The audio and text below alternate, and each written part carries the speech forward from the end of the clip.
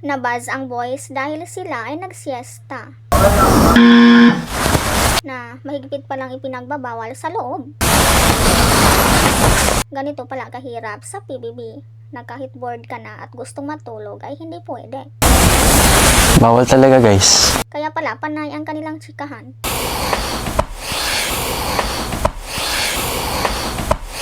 Panay ang house guestings ng celebrities.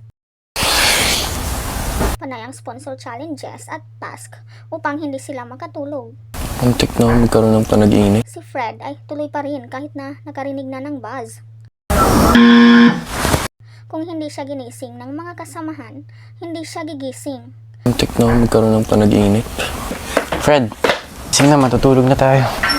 Sino ba naman ang hindi maidlip dyan fully air conditioned?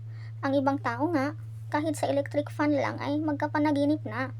Para ka ring ibinalik sa dating panahon sa PBB na walang ibang libangan kundi ang makipag-usap sa mga tao dahil dyan ay bawal ang internet, TV at walang cellphone.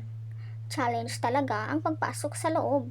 Para ka lang nagbakasyon sa isang isolated island ng ilang buwan. Paglabas mo, magbabago na ang buhay mo instantly. Ikaw, anong masasabi mo dito?